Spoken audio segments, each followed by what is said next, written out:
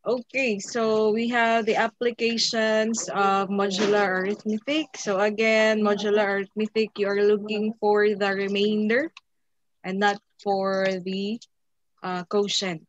Okay, so here we have three objectives. First, we have apply modular arithmetic in determining ISBN, check digit, and UPC. And then determine a valid card number using modular arithmetic, especially credit card number. And then encode messages using modular arithmetic. Okay, so what is ISBN number?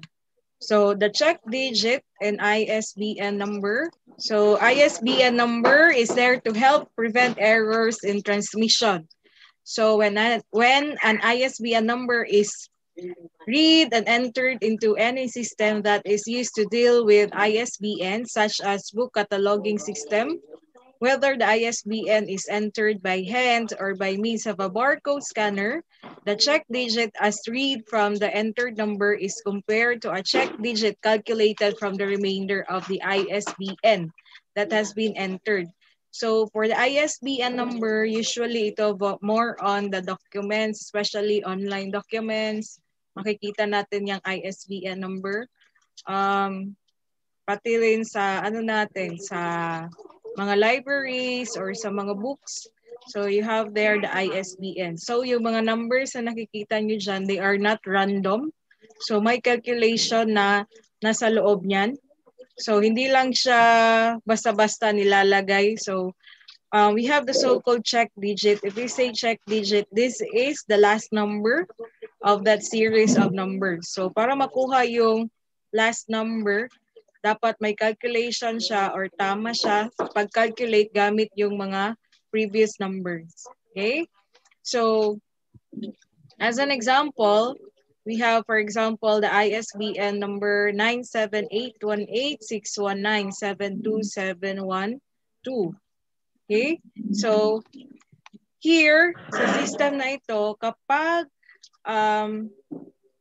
kinuha natin yung first 12 digit, kasi dito si ISBN, this is consists of 13 numbers. So, kung bibilangin natin, 1, 2, 3, 4, 5, 6, 7, 8, 9, 10, 11, 12, 13. So, sa ISBN, may 13 numbers. So, itong last number, yung 13th number, itong si number 2, this is the check digit. Okay, so para makuha yan si 2, dapat makompute natin siya gamit itong first 12 digits using the modular arithmetic. Okay, so diretso na ako sa example. Okay, example. Here. Here is the formula. So the formula, we have d sub 13. So the sub here stands for the numbers in ISBN. So we have 13 digits. So we have 10 minus the quantity of d sub 1 plus 3d sub 2 plus d sub 3 up to d sub 12. Okay, modulo of 10. So huwag kalimutan itong modulo of 10 sa last. So as what you can observe here, yung mga digits on even numbered places, they are multiplied by 3. So ayan, kaya si d sub 2 multiplied by 3, si d sub 4 multiplied by 3, d sub 6 multiplied by 3, d sub 8 multiplied by 3, d sub 10 multiplied by 3, d sub 12 multiplied by 3. So again, we're looking for the 13th number, and then we need to use the first to the 12th number. Okay, para makuha yung 13th number or the check digit. Okay, so this is the formula. Okay, so here. So this is the process. Okay, take the first 12 digits of the 13-digit ISBN, multiply each number in turn from left to right by a number. So yun na nga, yung mga even na yung mga digits na nasa even number na position, they are multiplied by 3, and then yung iba multiplied by 1 lang or as is lang sila. And then add all of the 12 answers. So yung mga products natin, i-add natin sila. And then do a modulo of 10 or the division on the result from step 2 here. Okay? Kung ano yung result. And then take the remainder result from step 4. So kung ano yung remainder dito, kasi kumuha na tayo ng modulo. So if it's a 0, then the check digit is 0. If the remainder isn't 0, then we need to subtract that number to 10. Okay? Then the answer is the check digit na. Okay, example. Example. We have here 9781861972712. So this is the ISBN. So again, we need to solve for number 2. Okay, ito yung check digit natin. Alam natin na yung check digit natin is number 2. So the first step is use the first 12 digits. Okay, so ito na yung first 12 digits. 9781861972712. Okay? And then multiply alternately by 1 and 3. So 9 times 1, and then 7 times 3, and then 8 times 1, then 1 times 3, and then 8 times 1, 6 times 3, 1 times 1, 9 times 3, 7 times 1, 2 times 3, 7 times 3, 1 times 3. And then, take the product. So ito na yung mga products nila. And then the third step is you need to add all the products. So add all of this. Okay, pag in-add yan lahat, yung sum nila is 118. Now the next step is find the modulo of 10. So we have 118 modulo of 10. So if we will divide 118 by 10, the remainder is 8. Since this is not a 0, then we need to subtract this from 10. So now we have 10 minus 8. So the answer is 2. So indeed, this is a correct ISBN number. Kasi nga, nakuha natin yung check digit using the first 12 digits. Okay? Gets naman. Okay, next. So madali lang siya. Ito.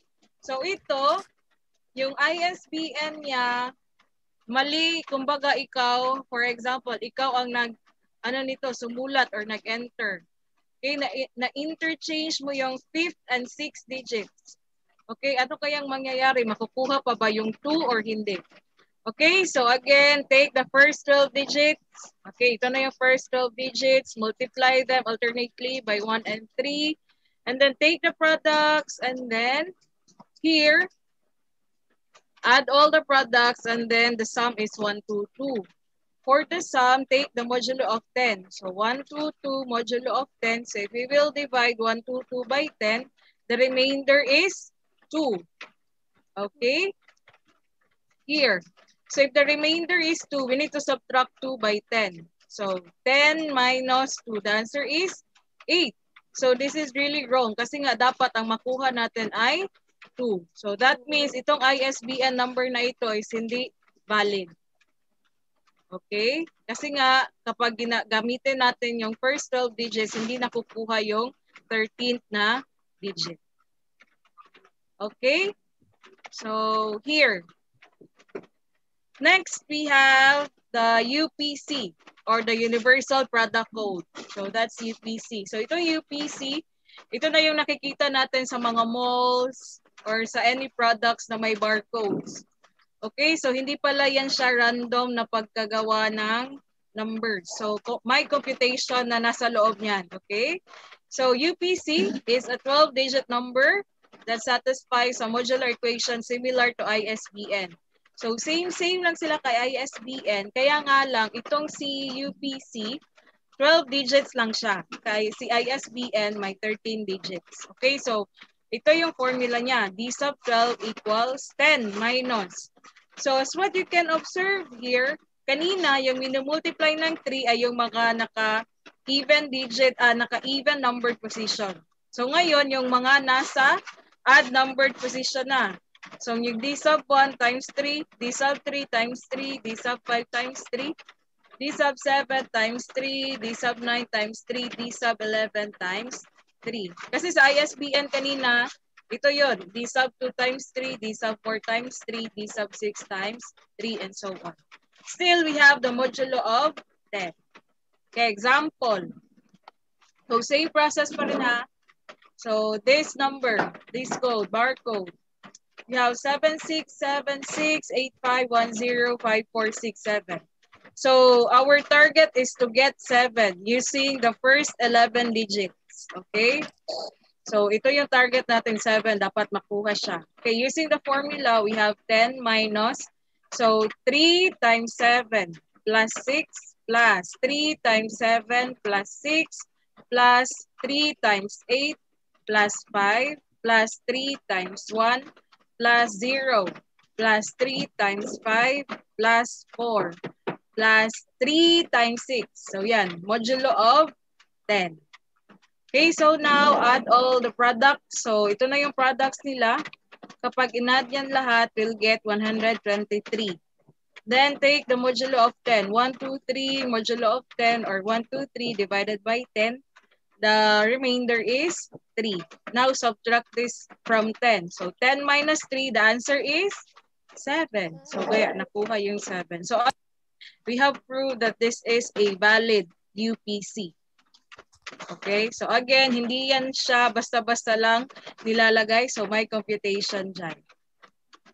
Okay, okay, next example here. So again, we need to find 1.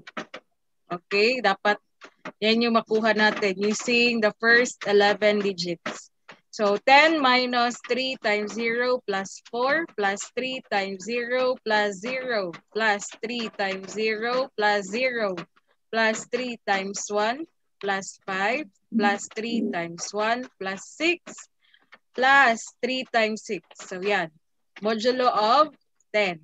Okay, take the products and then add the product. So kapag in-add yan lahat ng products na yan, ang makukuha natin is 39. Then 39 modulo of 10 or 39 divided by 10, the remainder is 9. So 10 minus 9, the answer is 1. So again, this is a valid UPC. Kasi nakuha natin yung check digit using the first 11 digits. So ganyan lang siya kasimple. Okay, next. So wala ito sa module nyo. So pero nakita ko siya, magagamit pa rin pala yung ganon na technique or ganun na computation kay EAN. So ano ba tong kay EAN? Okay, so kay EAN, gumagamit pa rin siya ng modulo of 10. Okay, so with the EAN codes, the check digit is calculated according to the modulo of 10 calculation method with a weighting of 3. Same pa rin, alternate lang siya pag multiply ng 1 at saka 3. So weighting 3 starts at the first digit from the right. Okay, then the individual digits are multiplied by the weighting. So these results are added as sum. So the modulo 10 is calculated from this sum. First, the sum is divided by 10. The remainder of the division is subtracted from 10. So the result of this subtraction is the check sum or the check digit. So same pa rin siya ng method. Okay, so example. So, kay EAN, may 13 numbers siya. So, kumbaga, itong si EAN, same na siya kay ISBN. So, 4007630000011. Multiplied by 1 and 3 alternately. So, 1, 3, 1, 3, 1, 3. Now, multiply 4 times 1, 4. 0 times 3, 0. 0 times 1, 0. 7 times 3, 21. 6 times 1, 6. 3 times 3, 9. 0 times 1, 0.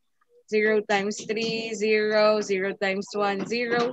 0 times 3, 0. 1 times 1, 1. 1 times 3, 3. Then add all these products and you'll get 44. And then 44 modulo of 10 or 44 divided by 10, the remainder is 4. Then 10 minus 4. So the answer is 6. So, kaya ito yung check digit ng EAN na ito. Okay? So, next, how to determine a valid credit card number. So, to determine whether a credit card number is valid, so companies that in digits are used tissue cards. Tissue credit cards also use modular arithmetic. So, the coding method is based on the LAN algorithm based on modulo of 10. So, modulo of 10 pa rin ang ginagamit, by the LAN algorithm. Okay, normally credit card numbers comprised of 13 to 16 digits long. So the first 1 to 6 digits are used to identify the card issuer. So yung sa maraming numbers, sa credit card numbers, so yung first 6 digits, they are being used to identify kung anong company or ano yung bank issuer ng credit card mo. Okay, so the LAN algorithm or LAN formula, also known as the modulus 10 or the modulo of 10 algorithm, so same ng ginamit natin kanina, named after its creator, the IBM scientist Hans-Peter LAN. So it is a simple checksum formula used to validate a variety of identification numbers, such as credit card numbers, IMEI numbers, National Provider Identifier numbers in the United States, Canadian Social Insurance numbers, Israeli ID numbers, South African ID numbers, Greek Social Security numbers, or the AMCA, and survey codes appearing on McDonald's, Taco Bell, and Tractor Supply Company receipts.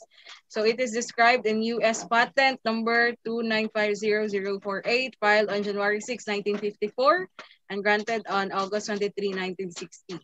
So matagal na pala tong ganito. Okay? So here.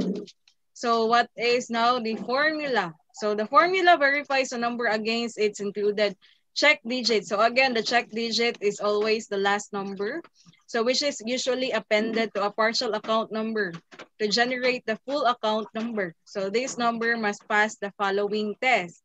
Okay, so ito yung step niya. So from the rightmost digit, excluding the check digit, and moving left, so from right to left, double the value of every second digit. So itong kailan algorithm, i-multiply daw yung numbers by 2 or by 1 and 2 alternately.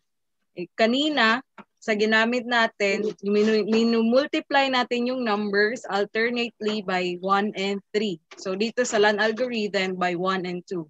So the check digit is neither doubled nor included in this calculation. So the first digit doubled is the digit located immediately left of the check digit. So kung ito yung check digit dito, so nandito yung i-multiply first by 2. Okay? So if the result of this doubling operation is greater than 9, so we need to take note of this. If the result of this doubling operation is greater than 9, example, we have 16, then add the digits of the result. So kumbaga, yung 16, hindi yan siya pwede isulat diretso doon mamaya. So you add the digits of 16. So that will become 1 plus 6. Then you'll answer 7, not 16. Or if you get 18, then you should not answer 18. Add the 2 digits, 1 plus 8. Then your answer should be 9. Or pwede rin naman siya, i-minus lang siya by 9. For example, 16 minus 9. So that's 7. So same lang siya, 1 plus 6. 7 pa rin. Or 18. 18 minus 9. The answer is still 9. Or 1 plus 8, that is still 9. Okay, so it's up to you saan mas madali sa inyo. Yung i-add yung dalawang digits or mag-subtract ng 9 sa ganitong number. Okay? And then after that one, take the sum of all the digits, including the check digit. And then if the total modulo 10 is equal to 0, then yun na yung check digit.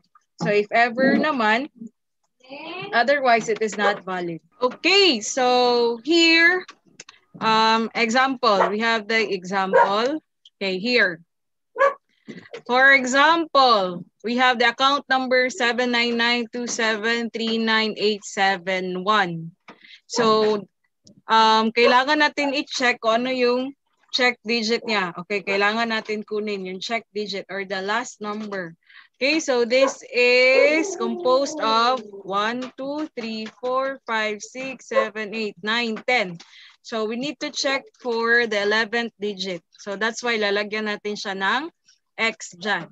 Okay, so kagaya ng nabasa natin kanina, we need to multiply the numbers alternately by 2. Okay, so immediately from the left, we'll start immediately from the left of the check digit. So ito yung X. Okay, this is the check digit that we are looking for. Okay, so times 2. Diretso yung nasa left niya. So, kaya 1, kaya may 2 yan dyan. Okay? 1 times 2, we have 2. And then 8 times 2, 16. 3 times 2, 6. 2 times 2, 4. 9 times 2, we have 18. And then now, bring down all the numbers. Okay? So, 7, bring down 7. Ito, kay 18, so kagaya ng nabasa natin kanina, kapag more than 9 na siya, we need to subtract 9 or add the 2 digits. Okay? So, 1 plus 8, that's 9, or 18 minus 9, that's 9. So, bring down 9, bring down 4, bring down 7, bring down 6, bring down 9. So, si 16, more than 9. So, it's up to you kung 1 plus 6 gagamitin nyo or 16 minus 9. That is still 7. Bring down 7, bring down 2, bring down x. Okay? So, now, take the sum of all these digits. Okay? So, dito sa third row. So, kapag in-add yan lahat, then you'll get 67. Okay? Now, take the modulo of 10. 67 modulo of 10. So, the answer is 7. And then, 10 minus 7, subtract the remainder or the modulo from 10. So 10 minus 7, then you'll get 3. So therefore, the value of x is 3. So the complete account number for this one is 79927398713. Okay, so that's for the LAN algorithm. So, para maging valid na siya na credit card number. So, dapat 3 yung pang last dito kapag ito yung first 11 numbers. Okay? Okay, next. Here is another method to calculate. Okay, so we have knew na that the sum of all the digits there kanina is 67. So kaya yan 67. Now take the ones digit. So yung ones digit or the units digit ito, 7. So kaya may 7 dyan. And then subtract the ones digit here or the units digit from 10. So 10. 10 minus 7, the answer is 3. So same pa rin. So ito na nga yung full account number. 79927398713. Okay? So ito, ginagamit siya if ever ayaw mo nang kumuha ng modulo. Okay, so just take the modulo of 10. So just take the ones digit or the units digit, then subtract it from 10. Then whatever is the difference, then that is the check digit. Okay? Next, we have here another formula for the LAN algorithm.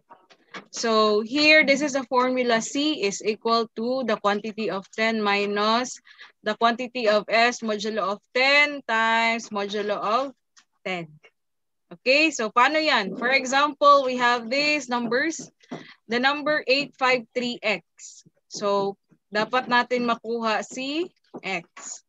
So, the first is take the first 3 digits. So, itong 853. So, kaya nandito siya sa table. 8, 5, and 3. Now, multiply this alternately by 2. So, immediately, mag-start ka doon sa left ng check digit. So, sa x, since ito man siya, so dapat mag-start tayo kay 3. Mag-multiply ng 2. So, kaya 3 times 2, 6. Si 5 as is 8 times 2, 16.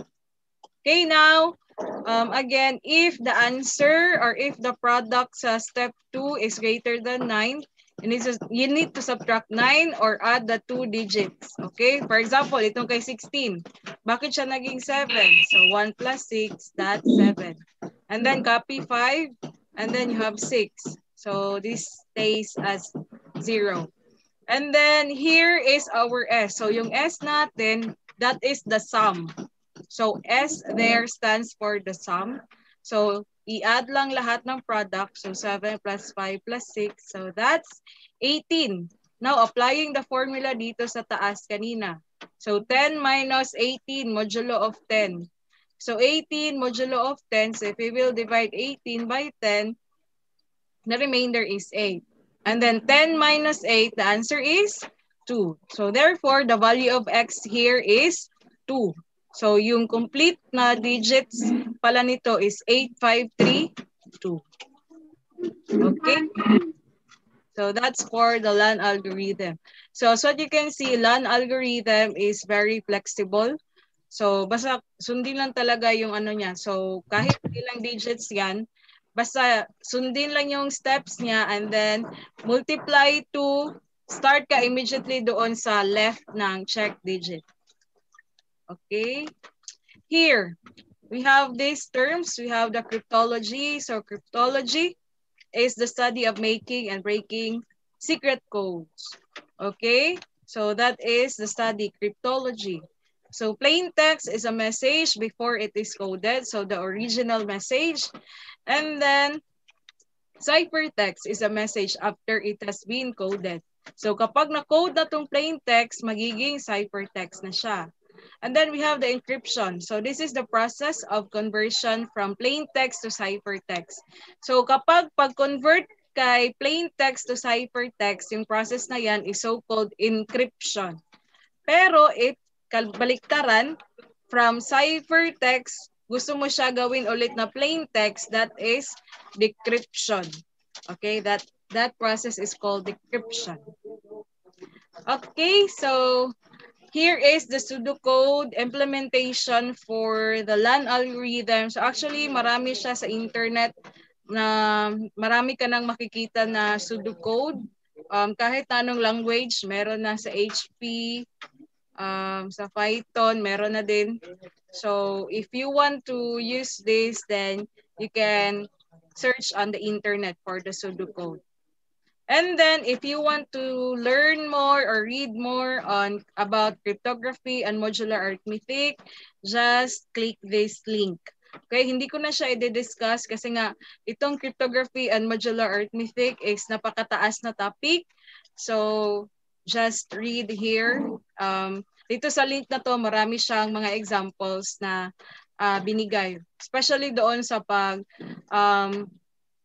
decrypt at saka pag-encrypt ng messages using the sa ano yon, Carlos na ano, basta may mga rules siya. So may mga equivalent na numbers yung letters. Depende kung ano yung pag-skip, skip of 5, skip of 15. So again, this is a very broad topic, so that's why hindi ko na siya i-discuss.